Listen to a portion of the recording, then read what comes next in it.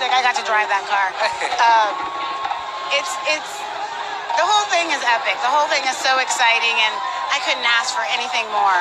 Speaking of epic, we were talking earlier about Warrior Falls, which is this amazing set. Can you actually, since we're talking live to the fans, give us a sense of what it was like viscerally to step on that set that sprung from your imagination and the comics, and to realize that? It was wild. They called me and they said, okay, the water, we had 150,000 gallons of water running through that set. And they're like, come out, and they wanted me to like just put my final blessing on it. And I went out there and I just took off my boots and ran out in the middle of the pool, the fighting pool.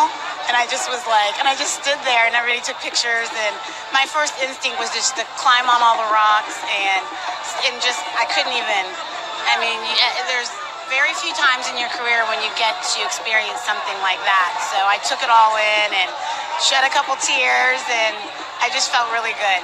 But that called Ryan up, and I was like, oh my gosh. Yeah, and what was, you know, you did a lot of research for this film. You worked on it for 13 months. What was that experience like, and what was important for you to bring to the page on show to the audiences? You know, really, what was really important to me is to bring the African diaspora, the culture, the tradition, and really where I came in was the transformation of it being modern and new. So that's really what I put my heart and soul into to do. I hope people see that and recognize that, you know, and get spurred, their curiosity gets spurred by things that they'll see that are African traditions, different tribes, traditions that they'll want to learn more about, because we do include that, but then you have all the really cool technology. So it was all about putting those two things together. If there were a piece of Wakandan tech that you yourself could take home with you, what would it be? Kamoyo beads. I take them home in a minute. I think that's what Ruthie Carter also said. Yeah. And in fact, she's down there on the carpet. So thank you so much for stopping by and talking to the Marvel fans. Thank you for talking to the Marvel fans. Congrats. Thank you so much. Thanks, Hannah. The team behind this film is incredible. So exciting to get to meet them. I know. Their so much energy. detail and so much pride in this job that is so well done. Yeah. Okay. Oh man, we have the king, the original king, stepping on over here. Hello. Hey. Hi. We are here with John Kani, who plays King T'Chaka. Yes, indeed. It's been a great honor and a pleasure. Yes, indeed. Now, we got to meet you in Captain America Civil War, and you really established the accent and language for Wakanda. How does that feel to know that that's now spurred into this whole movie? Yes, indeed. You know, we've watched too many movies of Tarzan in Africa, and we haven't found this legend. When our grandfathers tell a story, there was no white man living with apes.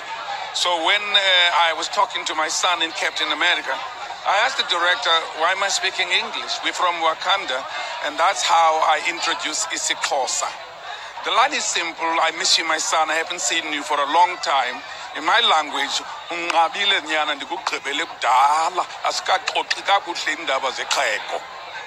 see? So that's how. And then Africa celebrated absolutely from the Cape to Cairo.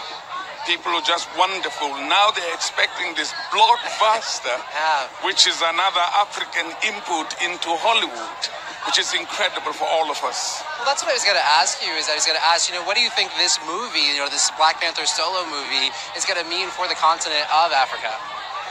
Well, this movie is going to deal with the myth that if the white colonialists did not land in Africa, we still be walking in skins and spears and chasing each other.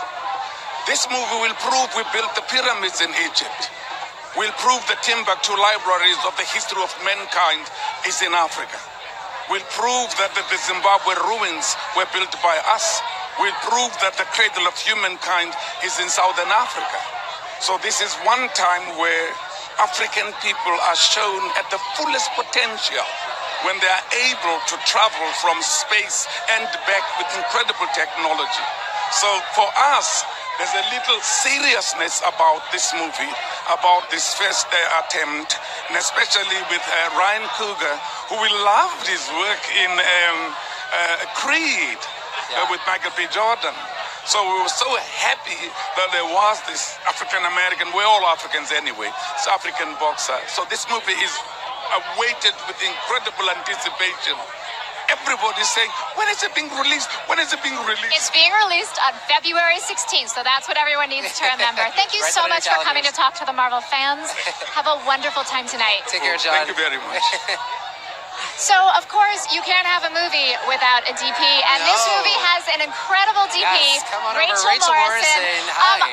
Oscar nominee. Congratulations. Making history. All the snaps. First female DP. I can't. I'm so excited. Thank you so much. This is like I'm used to being behind the camera, so this is all very new to me. Well, you definitely deserve to be here right in front of the camera thank here. you. So what was it like going back to working with Ryan here? It's your second time that you got to work with him.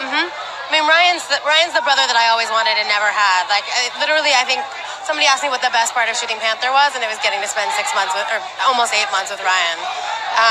He's a dream. He's collaborative. He's